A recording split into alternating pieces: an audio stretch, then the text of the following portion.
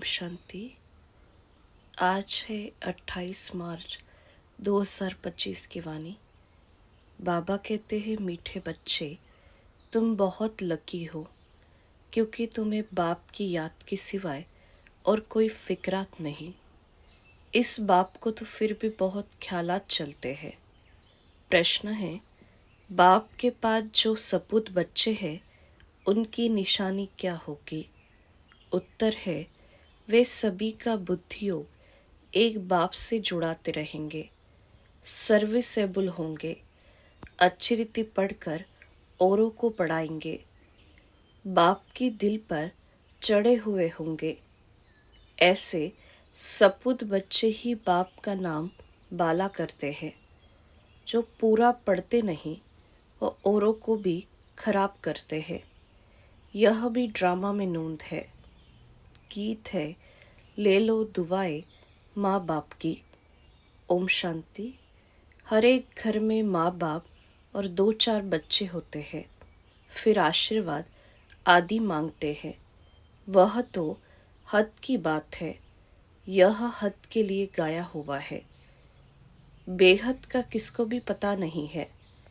अभी तुम बच्चे जानते हो हम बेहद बाप के बच्चे और बच्चियां हैं। वह मात पिता होते हैं हद के, ले लो दुआएं हद के मात पिता की। यह है बेहद का माँ बाप। वह हद के माँ बाप भी बच्चों को संभालते हैं, फिर टीचर पढ़ाते हैं।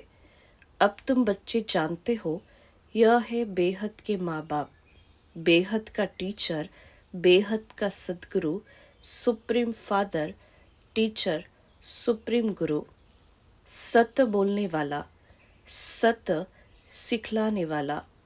बच्चों में नंबरवार तो होते हैं ना। लौकिक घर में 2-4 बच्चे होते हैं तो उन्हों की कितनी संभाल करनी पड़ती है। यहाँ कितने ढेर बच्चे हैं, कितने सेंटर से बच्चों के समाचार आते हैं। यह बच्चा ऐसा है, यह शैतानी करता है, यह तंग करता है, विघ्न डालता है। फुरना तो इस बाप को रहेगा ना। प्रजापिता तो यह है ना। कितने ढेर बच्चों का ख्याल चलता रहता है। तब बाबा कहते हैं, तुम बच्चे अच्छी रीति बाप की याद में रह सकते हो। इनको तो हजारों फुरने हैं। एक फुरना तो है ही, हजारों फुरने मतलब ख्यालात दूसरे रहते हैं। कितने ढेर बच्चों को संभालना पड़ता है। माया भी बड़ी दुश्मन है ना। अच्छी रीति कोई कोई की खाल उतार देती है। कोई को नाक से, कोई को चोटी से पकड़ लेती है। इतने सब का विचार तो करना पड़ता है। फिर भी बेहद बाप की याद में रहना पड़े। तुम हो बेहद के बाप के बच्चे, जानते हो हम बाप की श्रीमत पर चल क्यों न बाप से पूरा वर्षा ले लेवे। सब तो एक रस चल न सके क्योंकि यह राजाई स्थापन हो रही है और कोई की बुद्धि में आ न सके। यह है बहुत ऊंच पढ़ाई। बादशाही मिल गई, फिर पता नहीं पड़ता कि राजाई कैसे स्थापन हुई। यह राजाई का स्थापन होना बड़ा वंडरफुल है। अभी तुम अनुभवी हो, पहले इनको भी पता थोड़ी था कि हम क्या थे, फिर कैसे 84 जन्म लिए। अभी समझ में आया। तुम भी कहते हो बाबा आप वही हो। यह बड़ी समझने की बात है। इस समय ही बाप आकर सब बातें समझाते हैं। इस समय भल कोई कितना भी लखपति, करोड़पति हो, बाप कहते हैं यह पैसे आदि सब मिट्टी में मिल जाने हैं, बाकी टाइम ही कितना है। दुनिया के समाचार तुम रेडियो में अथवा अखबारों में सुनते हो। क्या क्या हो रहा है। दिन प्रतिदिन बहुत झगड़ा बढ़ता जा रहा है। सूत मुंजता ही रहता है। सब आपस में लड़ते झगड़ते मरते हैं। तैयारियां ही ऐसी हो रही जिससे समझ में आता है लड़ाई शुरू हुई की हुई। दुनिया नहीं जानती कि यह क्या हो रहा है, क्या होने का है। तुम्हारे में भी बहुत थोड़े हैं जो पूरी रीति समझते हैं और खुशी में रहते हैं। इस दुनिया में हम बाकी थोड़े रोज हैं। अभी हमको कर्मातीत अवस्था में जाना है। हर एक को अपने लिए पुरुषार्थ करना है। तुम तो पुरुषार्थ करते हो अपने लिए। जितना जो करेंगे उतना फल पाएंगे। अपना पुरुषार्थ करना है और दूसरों को पुरुषार्थ कराना है, रास्ता बताना है। यह पुरानी दुनिया खलास होनी है। अब बाबा आया हुआ है नई दुनिया स्थापन करने। तो इस विनाश के पहले तुम नई दुनिया के लिए पढ़ाई पढ़ लो। भगवानुवाच, मैं तुमको राजयोग सिखाता हूँ। लाडले बच्चे, तुमने भक्ति बहुत की है। आधा कल्प तुम रावण राज्य में थे ना। यह भी किसी को पता नहीं कि राम किसको कहा जाता है, राम राज्य की कैसे स्थापना हुई। यह सब तुम ब्राह्मण ही जानते हो। तुम्हारे में भी कोई तो ऐसे है जो कुछ भी नहीं जानते हैं। बाप के पास सपूत बच्चे वह है जो सबका बुद्धि योग एक बाप के साथ जुड़ाते हैं। जो सर्विसेबल है, जो अच्छी रीति पढ़ते हैं, वो बाप के दिल पर चढ़े हुए हैं। कोई तो फिर न लायक भी होते, सर्विस के बदले डिससर्विस करते, जो बाप से उनका बुद्धियोग तुड़ा देते हैं। यह भी ड्रामा में नोंद है। ड्रामा अनुसार यह होने का ही है। जो पूरा पढ़ते नहीं है वह क्या करेंगे, औरों को भी खराब कर देंगे। इसलिए बच्चों को समझाया जाता है, बाप को फॉलो करो। और जो भी सर्विसेबल बच्चे हैं, बाबा की दिल पर चढ़े हुए हैं, उनका संग करो। पूछ सकते हो किसका संग करे, बाबा झट बता देंगे। इनका संग बड़ा अच्छा है। बहुत है जो संग ही ऐसा करते हैं, जिनका रंग भी उल्टा चढ़ जाता है। गाया भी जाता है, संग तारे कुसंग बोरे। कुसंग लगा तो एकदम खत्म कर देंगे। घर में भी दास दासियाँ चाहिए ना, प्रजा के भी नौकर चाकर सब चाहिए ना। यह सारी राजधानी स्थापन हो रही है। इसमें बड़ी विशाल बुद्धि चाहिए। इसलिए बेहद का बाप मिला है तो श्रीमत ले, उस पर चलो, नहीं तो मुक्त पद भ्रष्ट हो जाएंगे। यह पढ़ाई है। इसमें अभी फेल हुए तो जन्म जन्मांतर कल्प कल्पांतर फेल होते रहेंगे। अच्छी रीति पढ़ेंगे तो कल्प कल्पांतर अच्छी रीति पढ़ते रहेंगे। समझा जाता है यह पूरा पढ़ते नहीं है तो क्या पद मिलेगा। खुद भी समझते हैं हम सर्विस तो कुछ करते नहीं है। हमसे तो होशियार बहुत है। होशियार कोई भाषण के लिए बुलाते हैं तो ज़रूर जो होशियार है उच्च पद भी वह पाएंगे। हम इतनी सर्विस नहीं करते हैं तो उच्च पद पा नहीं सकेंगे। टीचर तो स्टूडेंट को भी समझ सकते हैं ना। रोज पढ़ाते हैं, रजिस्टर उनके पास रहता है। पढ़ाई का और चलन का भी रजिस्टर रहता है। यहाँ भी ऐसे है। इसमें फिर मुख्य है योग की बात। योग अच्छा है तो चलन भी अच्छी रहेगी। पढ़ाई में फिर कहाँ अहंकार आ जाता है। इसमें सारी गुप्त मेहनत करनी है, याद की। इसलिए ही बहुतों की रिपोर्ट आती है कि बाबा हम योग में नहीं रह सकते। बाबा ने समझाया है योग अक्षर निकाल दो। बाप जिससे वर्षा मिलता है उनको तुम याद नहीं कर सकते हो। वंडर है। बाप कहते हैं हे आत्माएं, तुम मुझ बाप को याद नहीं कर सकते हो। मैं तुमको रास्ता बताने आया हूँ, तुम मुझे याद करो तो इस योग अग्नि से पाप दग्ध हो जाएंगे। भक्ति मार्ग में मनुष्य कितना धक्का खाने जाते हैं। कुंभ के मेले में कितना ठंडे पानी में जाकर स्नान करते हैं, कितनी तकलीफ सहन करते हैं। यहाँ तो कोई तकलीफ नहीं। जो फर्स्ट क्लास बच्चे हैं वह एक माशूक के सच्चे सच्चे आशिक बन याद करते रहेंगे। घूमने फिरने जाते हैं तो एकांत में बगीचे में बैठकर याद करेंगे। झरमुई झगमुई आदि वार्तालाप में रहने से वायुमंडल खराब होता है। इसलिए जितना टाइम मिले बाप को याद करने की प्रैक्टिस करो। फर्स्ट क्लास सच्चे माशूक के आशिक बनो।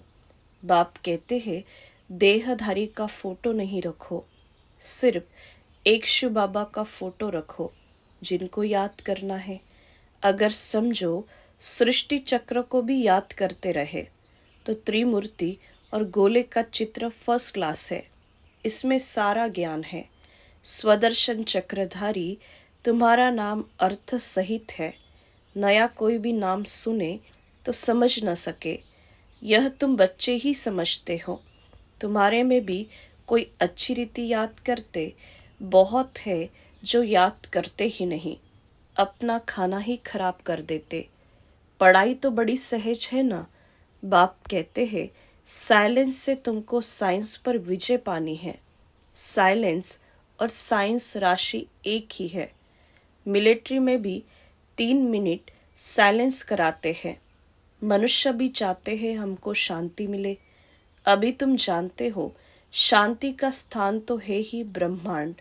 जिस ब्रह्म महतत्व में हम आत्मा इतनी छोटी बिंदी रहती है, वह सब आत्माओं का झाड़ तो वंडरफुल होगा ना। मनुष्य कहते भी है भ्रकटी के बीच चमकता है अजब सितारा। बहुत छोटा सोने का तिलक बनाए यहाँ लगाते हैं। आत्मा भी बिंदी है। बाप भी उनके बाजू में आकर बैठता है। साधु संत आदि कोई भी अपनी आत्मा को जानते नहीं। जबकि आत्मा को ही नहीं जानते तो परमात्मा को कैसे जान सकते। सिर्फ तुम ब्राह्मण ही आत्मा और परमात्मा को जानते हो। कोई भी धर्म वाला जान नहीं सकता।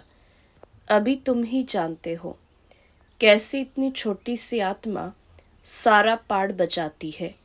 सत्संग तो बहुत करते हैं, समझते कुछ भी नहीं। इसने भी बहुत गुरु किए। अब बाप कहते हैं यह सब है भक्ति मार्ग के गुरु। ज्ञान मार्ग का गुरु है ही एक। डबल सिरताज राजाओं के आगे सिंगल ताज वाले राजाएं माथा झुकाते हैं, नमन करते हैं, क्योंकि वह पवित्र है। उन पवित्र राजाओं के ही मंदिर बने हुए हैं। पति जाकर उन्हों के आगे माथा टेकते हैं, परंतु उनको कोई यह पता थोड़ी है कि यह कौन है। हम माथा क्यों टेकते हैं? सोमनाथ का मंदिर बनाया, अब पूजा तो करते हैं, परंतु बिंदी की पूजा कैसे करे? बिंदी का मंदिर कैसे बनेगा? यह है बड़ी गुह्य बातें। गीता आदि में थोड़ी यह बातें हैं। जो खुद मालिक है वही समझाते हैं। तुम अभी जानते हो कैसे इतनी छोटी आत्मा में पार्ट नूंधा हुआ है। आत्मा भी अविनाशी है, पार्ट भी अविनाशी है। वंडर है ना। यह सारा बना बनाया खेल है। कहते भी है बनी बनाई बंद रही। ड्रामा में जो नूंद है वह तो जरूर होगा, चिंता की बात नहीं।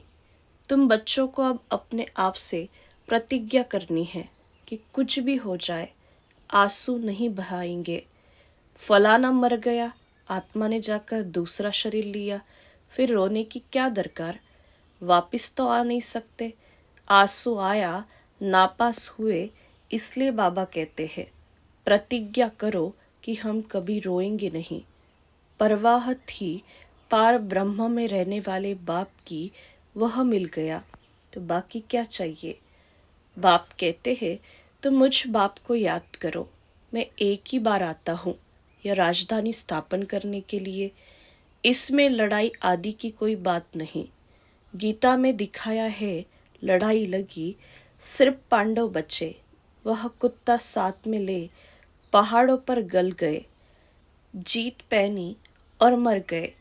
बात ही नहीं ठहरती। यह सब है दंत कथाएं। इसको कहा जाता है भक्ति मार्ग। बाप कहते हैं तुम बच्चों को इससे वैराग्य आना चाहिए। पुरानी चीज से नफरत होती है ना। नफरत कड़ा अक्षर है, वैराग्य अक्षर मीठा है। जब ज्ञान मिलता है तो फिर भक्ति का वैराग्य हो जाता है। सतयुग त्रेता में तो फिर ज्ञान की प्रारब्ध 21 जन्म के लिए मिल जाती है। वह ज्ञान की दरकार ही नहीं रहती। फिर जब तुम वाम मार्ग में जाते हो तो सीढ़ी उतरते हो। अभी है अंत। बाप कहते हैं अब इस पुरानी दुनिया से तुम बच्चों को वैराग्य आना है। तुम अभी शूद्र से ब्राह्मण बने हो, फिर सो देवता बनेंगे, और मनुष्य इन बातों से क्या जाने। भल विराट रूप का चित्र बनाते हैं, परंतु उसमें न चोटी है न शिव है। कह देते हैं देवता क्षत्रिय वैश्य शूद्र। बस शूद्र से देवता कैसे कौन बनाते हैं यह कुछ भी नहीं जानते। बाप कहते हैं तुम देवी देवता कितने साहूकार थे, फिर वह सब पैसे कहाँ गए। माथा टेकते टेकते टिप्पण घिसाते पैसा गवाया। कल की बात है ना, तुमको यह बना कर गए, फिर तुम क्या बन गए हो।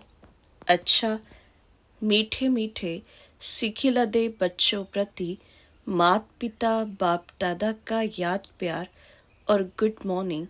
रूहानी बाप की रूहानी बच्चों को नमस्ते। हम रूहानी बच्चों की रूहानी मात पिता बाप दादा को याद प्यार, गुड मॉर्निंग, नमस्ते नमस्ते, ओम शांति। धारणा के लिए मुख्य सार है। पहली पॉइंट, झरमुई झगमुई के वार्तालाप से वातावरण खराब नहीं करना है।